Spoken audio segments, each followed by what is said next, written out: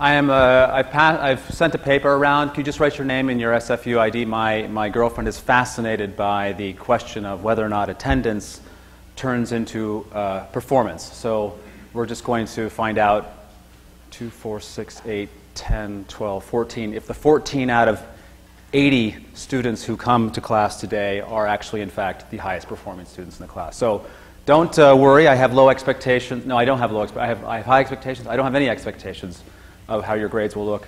But we'll find out how those are when Hussein finishes grading. It's a lot of stuff, a lot of writing for him to grade. Sorry about that if you got hand cramps, but the last person to leave left. There's only one person to leave at the end of the exam, so it seems like there was enough time. Any questions about the midterm besides when am I going to get my grade?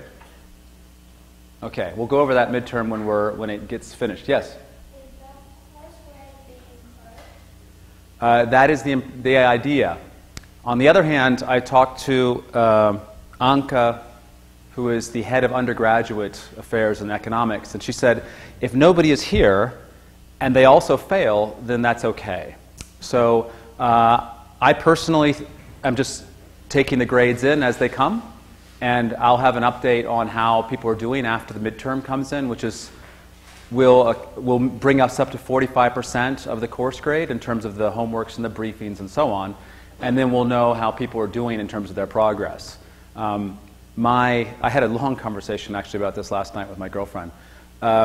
She said, you can't just fail half the class. It's like, well, I will certainly not fail half the class if people are trying, right? But this is not a good sign in terms of people trying. You are here, which is a good sign. People coming to office hours is a good sign. You're welcome to come to office hours. But if grades are coming in low, and about right now, or before the midterm, there were about 4 or 5 students who were over 90%, and there were 20 who were below 60%. And they were there for all kinds of reasons, right? So the people who are doing badly are likely to get worse grades, as usual. The people who are doing well are likely to get better grades. And if you're working hard and you're learning the material, then you're going to get a good grade. That's, I mean, the quid pro quo in education is I teach and you learn. And if I'm teaching but you're not learning, then the deal is not working correctly, right? So those of you who are here, or those of you who are at home watching this, and I know from statistics that it's not even close to being watched, right? I can see exactly how many people watch the videos, and it's not 70 students watching the videos. So those of you who are at home and watching, you might do well, but it's obviously important to come to class. Obviously, it's just as important as it is to hand in your assignments on time and do the readings. So I think you're the wrong group to give this talk to, because you're here.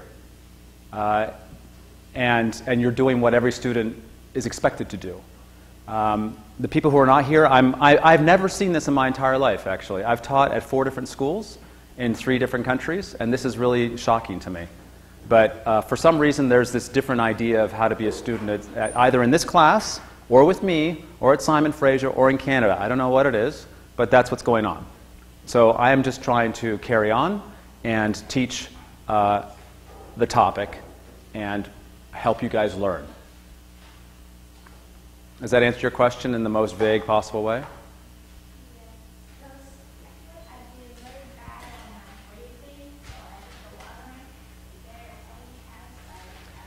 The briefing is 10% of your grade. Okay? What you want to look at is everything. And if you have questions about your briefing or whatever, come and see me in office hours. If you have questions about the homework, office hours. Midterm, office hours. If you want to know about a topic that you just read in the newspaper, come see me in office hours, or bring it up in class, right? I'm here to teach you, right? I don't have I'll get into a joke about a book in a minute. I don't have an agenda called you have to do this and you have to do that. I have an agenda called I want you to learn. And your grade will correlate with your learning, believe it or not. If you saw the midterm exam, you noticed that the midterm is hard to memorize for. Did you notice that? The midterm, you had to understand and comprehend the material. If you're thinking about the material, you will understand and comprehend it, right? Memorization will not work in this class. So your grade is part of the process of learning. If you did badly on the briefing, then I bet you'll try harder on the next briefing, right? That's the whole point. Okay, so end of little motivational speech. Now, I have received about a dozen or so blog posts. Remember, blog posts are due to me in email by tomorrow midnight, Friday midnight. Okay? The format is a title, a text, and a bottom line. If you have an attachment, it should be one photo at most. You don't have to have a photo. And if you want to use a URL link, make sure it's in square brackets so I can link it in the right place in your paper.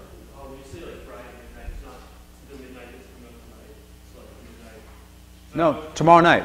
Well, midnight tonight is technically Friday. That's correct. So at 11:59 tomorrow night, you should have submitted it. Okay. Don't wait to the last minute. Yeah, I'm just getting confused. I don't want you to be confused. I want you to send it in, and sooner is better than later. Okay. And people who send it in with the wrong format, I'm going to bounce it back. If it's a Word document, goodbye. I'm sending it right back, right? So just send it the way I like it. It'll be easy. And then we'll start appearing on the blog on Monday next week. This is important. One of the requirements of the other requirement besides writing the blog post is that you write a comment on the blog on another post by a student. You should use your name or your SFU ID number so I can find you and record a checkbox that you left a comment. The comment should be useful and constructive. And, most important, it should occur within 1 week after your post goes up. Okay? So your post will go up at some random point starting on Monday for the next 6 weeks or so. And then if your post goes up on the 3rd of March, you have until the 10th of March to leave a comment on the blog to not lose points, actually. You get 0 points, unfortunately, for leaving a comment. That means all you have to do is leave a comment. If you don't do it, you lose 3 points. Okay? That's what I want. And that's because I want you guys to be reading these posts and commenting on each other's work. I want you to be doing just the same thing as you did with the briefings. Feedback, thinking, what's going on with these posts? Can that author improve, or is there something to add or that's wrong? Is that reasonable? Does that make sense? Yes? You'll check the blog. The blog is called Aguanomics. I'll send an email so everybody knows. I'll actually send an email reminding everybody about this 1 week policy as well. Did you have another question? Okay. Anything else? On the blog post? Okay. Yeah.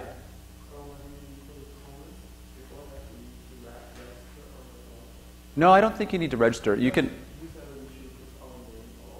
Yeah. Yeah. You can on my blog. You can put a name. Just type your name in any text you want, and then there's a CAPTCHA, I think, against spam. So that's annoying. But I get all these crazy stuff, right? So I don't even know why spammers. I mean, what a life, right? Whoever those people are. So anyway, that's all you have to do. Okay.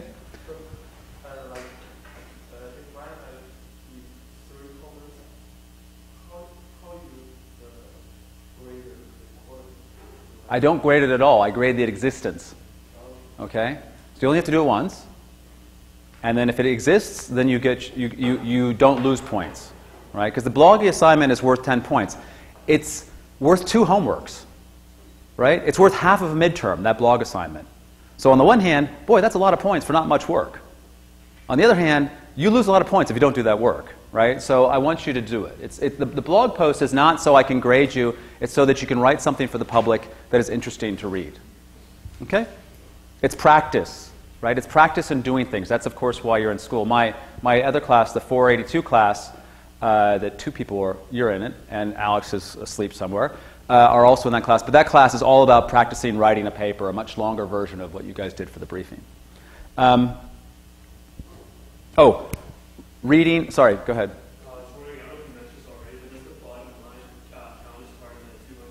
Don't worry about the word limit.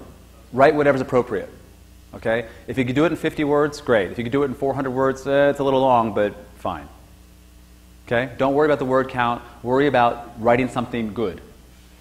And you can, my posts are I sent you some examples of 200-word posts that were not very long. I have very long 500 and 600-word posts, right? Don't write a book. Okay, just make your point. That's what the bottom line is. Dolan, read chapters 2 and 3. Okay? I don't even know what they're on right now, but you should be starting to read Dolan, and I'll be talking about that next week. Has everybody signed the paper here? Who has not? You have not? Okay, once you've signed the paper, then give it to me. Okay, a little example. I got this book, Environmental and Natural Resource Economics, because guess what? I'm teaching resource economics. It was sent to me by instructor review copy. It was sent to me by the publisher. I paid how much? How much did I pay? 0, right? Okay, now, I want to ask you a couple questions because I want to do a little survey here. I want you to, everybody raise your hand. Everybody raise your hand. Just one hand, you don't have to do two. This is not a hold up. Okay, now, I want you to drop your hand when not yet. Well, you guys are fast. Now, I want you to drop your hand when I get to an appropriate price. So what I want to ask is, drop your hand if you think this is worth, or this is sold, the price, the selling price is less than $20. Put your hand down if it's less than $20. Put your hand down if it's less than $40. Put your hand down if it's less than $60. Put your hand down if it's less than $80. Put your hand, 2, 4, 6, 8. Okay. I'm doing the statistics here. Put your hand down if you think it's less than $100. Put your hand down if you think it's less than $120. Okay, 2.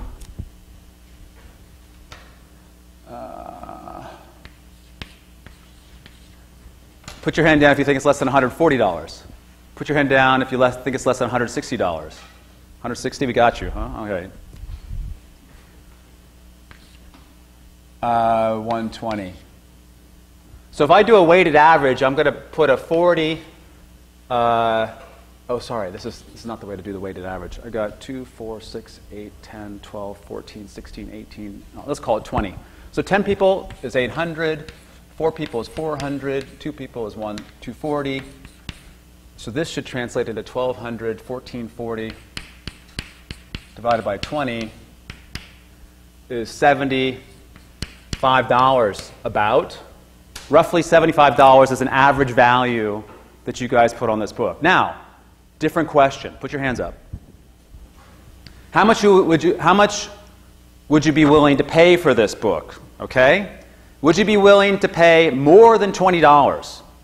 Would you be willing to pay? This is now, oh, by the way, this is not a required textbook.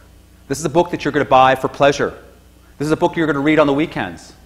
Right? This is a book that's going to launch your career into the future. So let's start again. Put your hands up. How many of you would be willing to pay more than $10? More than 10. More than 10. Here we go. More than 10. More than 20. More than 20. Okay, hold on. I'm doing it wrong. Okay, hold on. Put a hand up again. Don't worry, we'll get there. This is economics. Okay, 10, 20, 30, etc. Okay, everybody up. All the hands up. Okay, more than $10. More than $20. 1, 2, 3, 4, 5, 6. More than $30. A couple more. More than $40. 4 more. More than $50. Come on, 50, bargain, right? You're almost buying it. Be careful. So, if I was going to make a demand curve, and I was going to say, how many of you are willing to pay $50, I'd have 1. And if I was going to do, how many would you do $40, I'm going to have 5. If I was going to do $30, I would have 8. It's around here. If I was going to do $10, I'd have most of you, which is, I don't even know why these numbers are low, but let's oh, $10. So $20 is going to be 813, which is over here.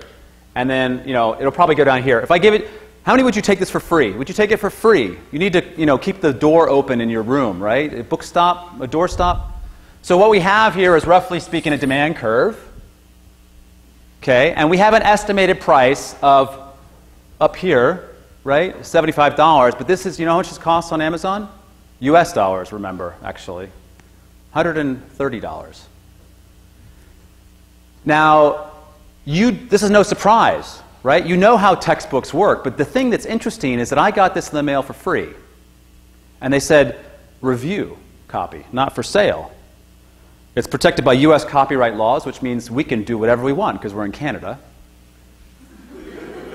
It's true, right? Okay, now, what's the curiosity about the economics of this book is they send me the book for free, and then what do they want me to do? Huh? No, they don't want me to read it. Not promote it exactly. You guys have said all at the same time. You said, assign it as the textbook? Was it something like that? Is that? So now, this is the demand curve, and I make it a mandatory textbook. Right? Now, either demand shifts out because you have an amazing desire for this book, or you're all like screwed, right? Because you have to spend a large multiple of what this is worth to you. And this, of course, is a long-running scam, basically. Because what's even worse, this is the 10th edition of the book, right? Every couple years, a new edition comes out. Why does a new edition come out every 3 years on clockwork? Does natural resource economics change every 3 years? Why do math textbooks come out every 3 years? Has math changed really fundamentally? I mean, calculus, like that was what, 1750 or something when Isaac Newton and Leibniz did calculus? It's gotten, they got fancy fonts and stuff like that. But why do they put out a new textbook every 3 years?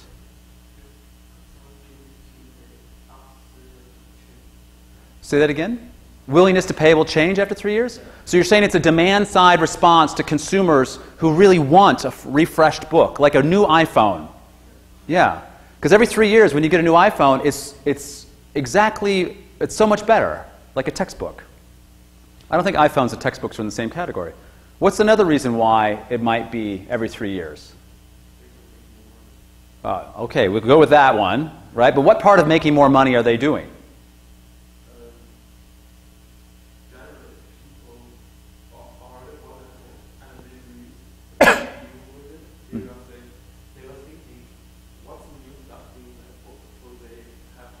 So they send an email to all the students who bought the 9th edition. They said, oh my God, the 10th edition is out. You've got to have it. And the students are like, this is like Harry Potter, right? I'm going to buy the next one because I can't wait to see what happens to Harry. Oh, maybe not. Or Game of Thrones. But now it's Game of Thrones, right? Game of Thrones, oh my God, when's the 6th? Is the 7th book supposed to come? What book is he on? Game of Thrones. The guy, like, everybody doesn't want him to die, right? Because the guy is writing the book. And if he dies before the Game of Thrones finishes, then everybody's going to be annoyed, right? So this is always a problem when you write. So tell me, no, seriously, why is it every 3 years? No, good question. Average length of no. University degree, no. We'll change a couple problem numbers and then send you a new version of the textbook and then recommend it in the next batch. I will recommend it, but why do they want me to recommend a new book? Almost. Of what? The used books, right? Because I looked on Amazon to see, this is $130, actually it might be $140, but it's $130 now, 2014 edition. The 9th edition is $150. It's a collector's edition, right? No? It's $30. So an extra $100, and this is, all the paper in here comes from fantastic Canadian forests, right? It's worth $100 worth of all the paper, but it's not really. They're just trying to make more money, right? So they literally destroy the supply of the books, and they say, oh, but you can buy new books. And your professor has recommended it because he got a free copy. I mean, what they should do is they should send me a check, right? They should say, if you order this up, we'll pay you $10 each book If I'm really going to make money off of this, give me some incentives because I'm an economist, right? If the sociologists are like, oh, we'll share the books.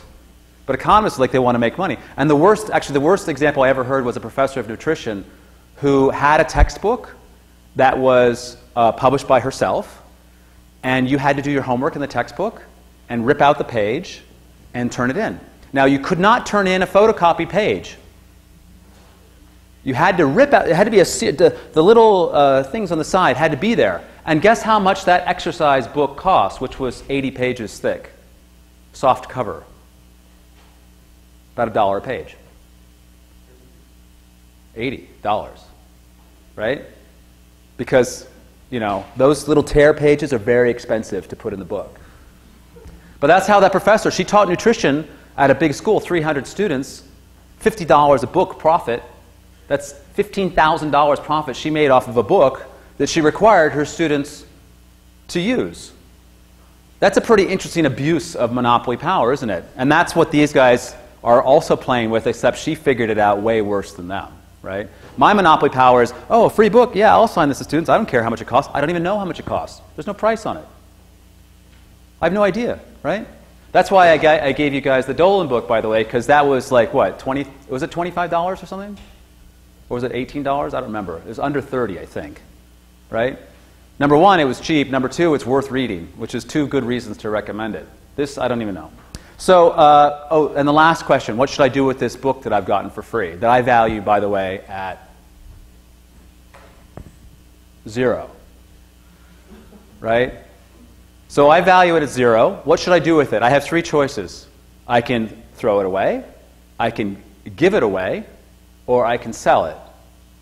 What should I do? Sell it. You economists do, right? But if I throw it away, obviously I'm wasting resources. I'm a resource economist. I don't want to do that. If I give it away, I can give it to you because you value it most, right? Mr. Cheap Talk. Yeah, I'll pay $50. Like, if I asked you for $50, would you hand it over? No. All right, so, but if I gave it to you, you'd be like, oh, book, great. Now what am I going to do? It's not even required, right? You actually go to your professor and say, can you require this textbook next quarter or next semester? But if I sell it, I am, on the one hand, taking advantage of some other student who has this required by a professor, which is sad. On the other hand, I'm helping that student by selling it for, I listed it on Amazon already, by the way. How much did I list it for? $99. You know why? Because the highest price before me was $120. So I'm already helping somebody with $20 of consumer surplus. We'll see if it sells. Oh, and it says, by the way, this word copyright, destroy. Oh, dissemination or sale of any part of this work will destroy the integrity of the work and is not permitted. The work and materials from it shall never be made available to students except by instructors using the accompanying text in their classes. All recipients of this work are expected to abide by these restrictions and to honor the intended pedagogical purposes and the needs of other instructors who rely on these materials. Actually, it doesn't say I can't sell it. I thought it did. It says not for sale. But it doesn't say not for resale. All right, so that's the economics of textbooks. But I want to give you this as an example because it showed up. I'm like, this is crazy. This has happened, but it happens all the time, right? This is why we need to think about what you want, what they want, who gets this and who gets that, the distribution of costs and benefits and so on. If I am the professor and I say, oh, I got a free book and I'm going to assign it, I get a small benefit, which is that I have a free textbook to work with, and I can just read it to you, and then I'm teaching you. But the cost is yours, right? The textbook industry is based on that whole problem, right? Or that whole market power problem. All right. The next couple lectures, I'm going to talk about water as a resource, right? We did fisheries, we did forests. Now I'm going to go to water. Water is my everyday bread and butter job, so I know much too much about it. I'm going to try and keep the lectures relevant on this topic on the course, but of course you're welcome to ask any questions.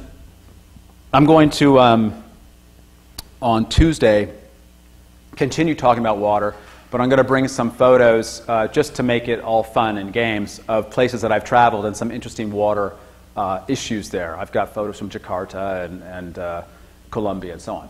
So that's part of the story. I wish I could do that for forests and everything else, but I didn't I'm not doing a whole National Geographic class.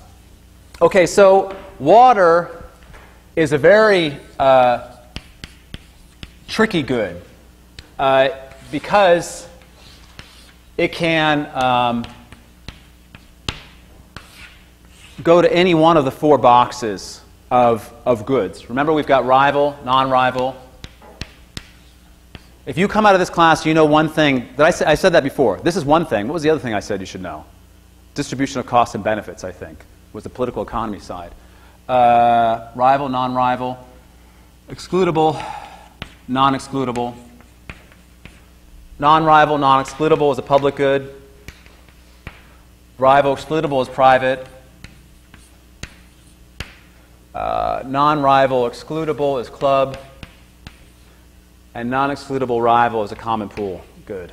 Okay, now, what's an example of water as a private good? A bottle of water. Good. What's an example of water as a club good? Swimming pool, what kind of swimming pool? You pay for membership. Once you pay for it, you can. Yes. The swimming pool, you have to specify it, right? But there's different kinds of swimming pool. It might be a swimming pool that lets in as many people as pay 25 cents, right?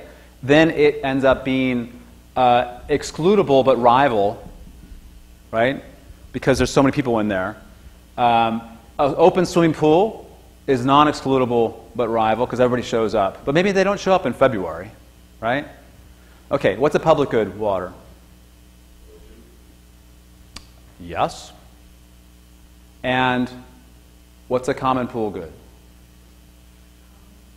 What's an example of a common pool good for water? Everybody can get to it, but it's rival. Which kind of fishery? It's kind of a little bit of a circular definition, but go ahead.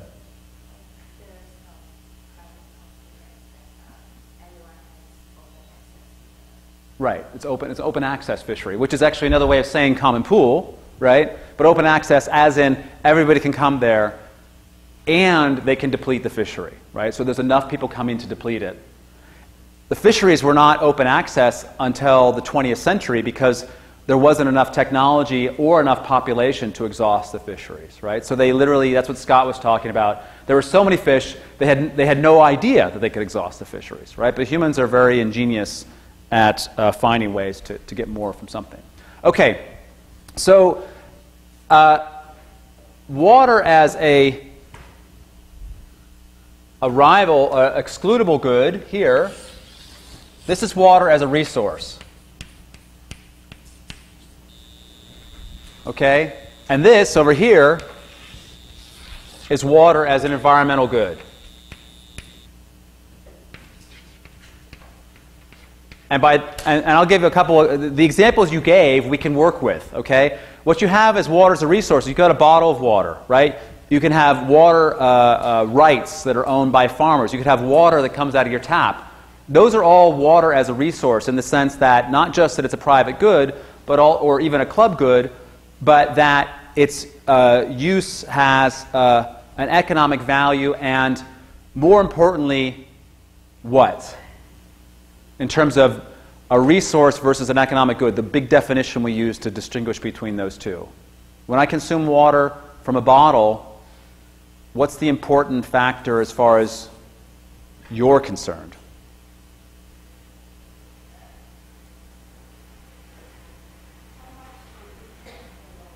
Not exactly. If I consume water from a bottle, how does it affect you? Sorry? I can't hear you. Does the supply decrease for you? Do you ever go to the vending machine to buy water and there's no water there? Sometimes. You go to a popular vending machine. Not run by Coca-Cola, right? Coca-Cola and Frito-Lay have the best distribution networks in the world because they always want to make sure there's what in the machine? a soda or a bottle of water. They sell the water for the same price as the soda, which blows my mind, but anyway. If I drink water, keep with me here for a second. If I have a bottle of water, does that affect you? If I take a shower at home, does your shower go off? So what's the word I'm looking for here? Water in these two categories here. What's the difference between water as a resource and water as an environmental good? Does it take consumption away from other people? What's the definition of that in economics? No, not property rights. Excludable. That's what I'm saying here. It's a word we use a lot. Yeah, externality, right? There's no externalities involved. If I drink bottled water, there's no negative externality on you. If I throw the bottle at you and hit you on the head, there is, right? In fact, that's just an act of violence. So water as a resource, or trees as a resource, or fish as a resource, if they are managed as that resource, do not have externalities, neither positive nor negative. So my consumption of water doesn't affect you, doesn't harm you. Your consumption, your longer shower doesn't affect me. Very excited to be almost done with, is called living with water scarcity. The problem with the discussion of water scarcity, whether it's scarcity of groundwater near Beijing, whether it's scarcity of clean water on the Athabasca, whether it's scarcity of water in California under a drought, or water under Israel and Palestine, the problem with those scarcities is that the water isn't necessarily being managed as the good that it is. Usually it's managed over here, right, as a common pool good. It's rival but non-excludable. So if the farmers in California in the middle of the drought are all pumping groundwater from each other and there are no property rights, then the water I'm taking is hurting you. You're all other farmers, right? If you take more water out, he gets hurt. People get very upset if someone else is taking a shower or watering their lawn because they feel like, wait a second, you're using my water that I need to keep my cat alive or my flowers alive, right? Because water, in that case, is not being managed as a private good, it's being managed as a common pool good. There's lots of reasons for this, but the biggest reason, the big reason for farmers and the underground aquifers is what? I just said it before, but what's the problem with farmers if you're a farmer and your water pumping is affecting everybody else and hurting them? It's scarcity, and you're pumping a lot, which is creating a negative externality. So what's missing? How do we get rid of that problem?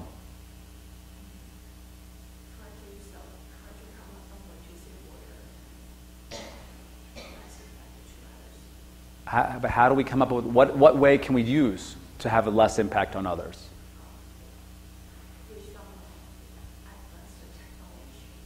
Almost. Technology helps you use water more effectively, but you're still using the water.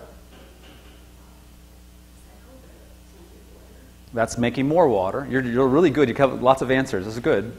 Someone said it. We've seen it with fisheries. We've seen it with forests. What will we do if there's overexploitation of the resource? We want to move it from this box to one of these boxes. There's the coast solution, there's the Ostrom solution. What's the solution?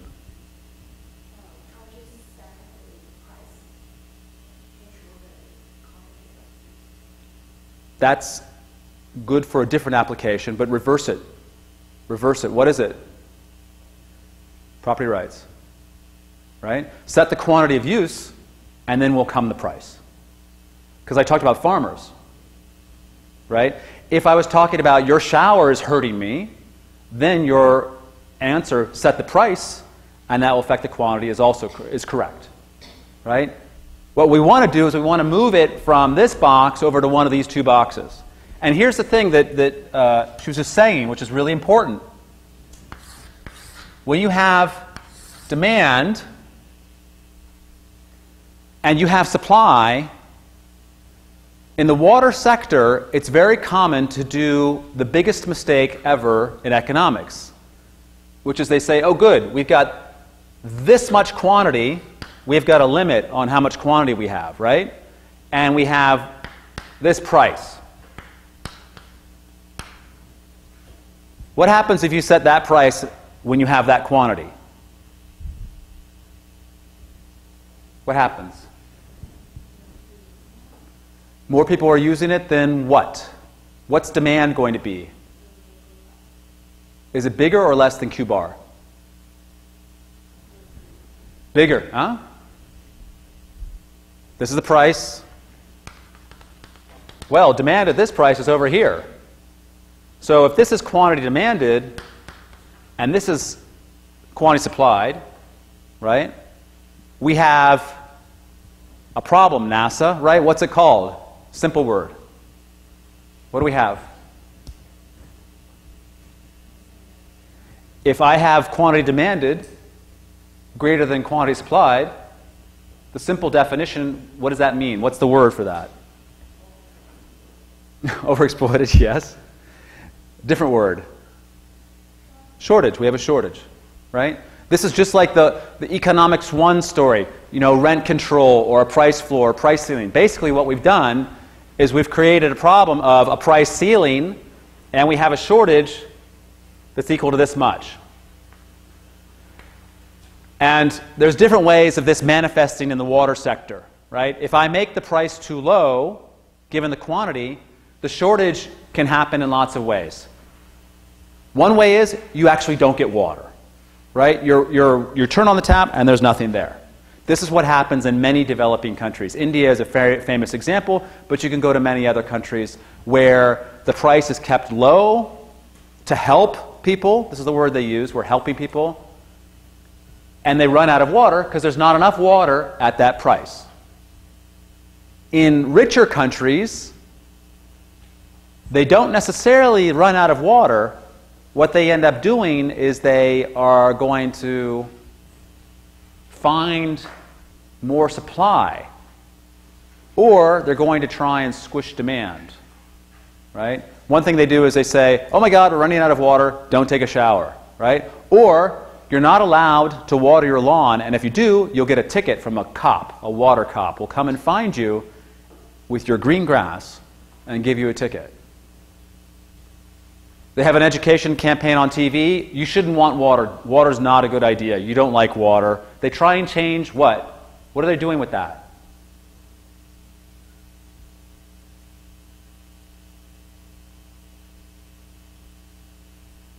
They have when they put it on the TV and they ask you to not enjoy water anymore.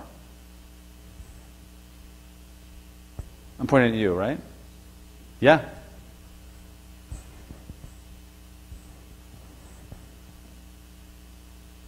Water's bad. You don't want it. Drink Coca-Cola. That's what they are advertising, but what are they trying to do with that advertisement?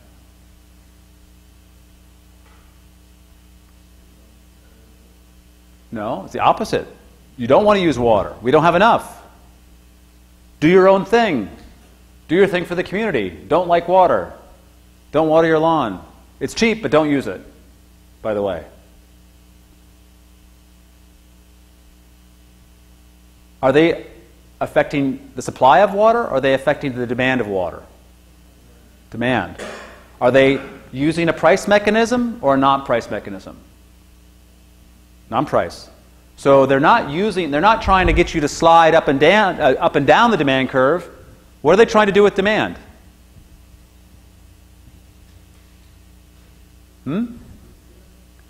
Increase or decrease? Louder. Decrease. But they want to decrease it by shifting it in, right? Shift the demand curve in. They want you to go like this. Oh my God, I really don't like using water. They want to destroy your taste for water, literally, right? Please don't use water. The Fortis in BC is the natural gas monopolist.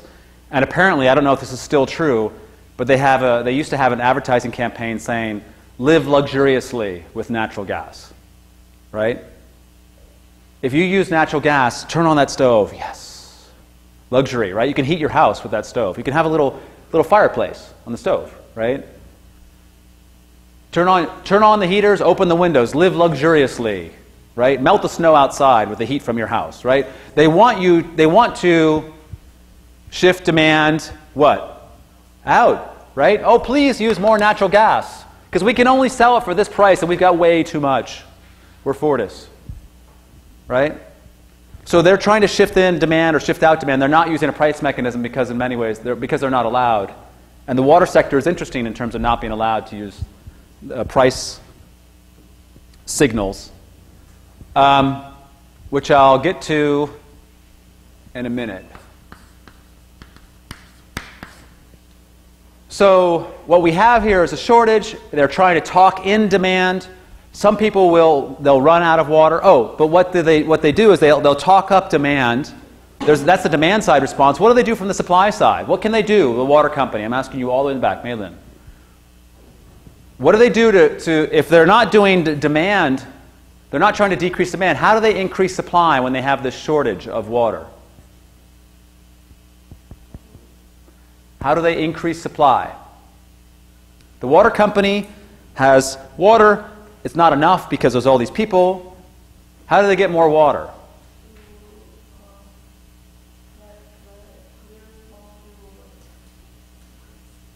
Do what? Put some more water? River water. Perfect. They go to the environment and they say, oh, this water is free. I'll take it. Right? So they actually will increase supply by killing a river. Or they'll pump more groundwater from the aquifer. Right? Now, the thing is that that's normally how they increase supply, right? But why are they not supplying this water in the first place? Because basically they're not allowed to. They're supposed to get a certain amount of water to supply their customers, and they sell it at cost. This is a very important thing I'm going to get to. And when that price turns out to be too low, they go get more water they're not allowed to because there's an emergency. And what the governor of California just declared about a month ago, he says, there's a drought emergency. A drought means there's less rain than usual. There's an emergency. And so we are going to stop enforcing environmental laws because we need the water for humans and, more importantly, for farmers. Because if we don't have, I'm going to tell you, this is the world's worst line of bullshit, but this is what they say. There's not going to be any water for farmers. That means there's not going to be any food, and we're going to be hungry. So that's why we should drain the river. This is exactly the thing that they say, exactly what they do. In California. But in China, it's not very different. Right? There's a south-north project because there's too much water in the south. All that rice being grown, and not enough water in the north for Beijing, which needs the water for industry and for farming and for people who are in the city, in the big cities. So they're building this extremely expensive system to move a whole bunch of water from the south to the north.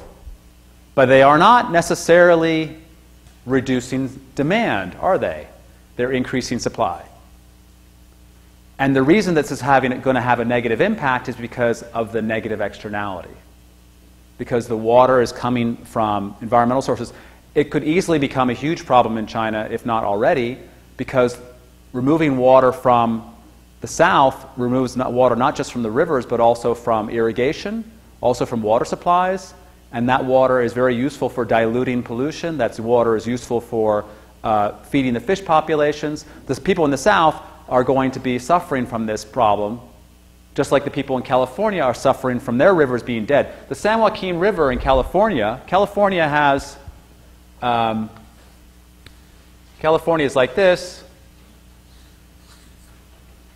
The San Francisco is here, and LA is here. And if you draw a line right here, you've got 1/3 and 2/3. 2/3 of the people live in the south. 2/3 of the water is in the north. And for almost 100 years, in fact, more than 100 years, today, this year, or last year was the anniversary of the Los Angeles Aqueduct, which was the first big aqueduct. Early. Los Angeles Aqueduct was the first big aqueduct. It was 100 years old. California has aqueducts crossing the state, the way that these canals are crossing China, or the canals are crossing France or Spain. And that canal in California and the use of water for people, but also very much for agriculture, this is all agriculture, means that this river, which is called the San Joaquin River, I'm only saying it here because this river used to flow north. It doesn't flow at all. It's dirt. It's been dirt for 30 years. All the water is gone because they're growing almonds and they're growing cows, alfalfa and milk and so on, right?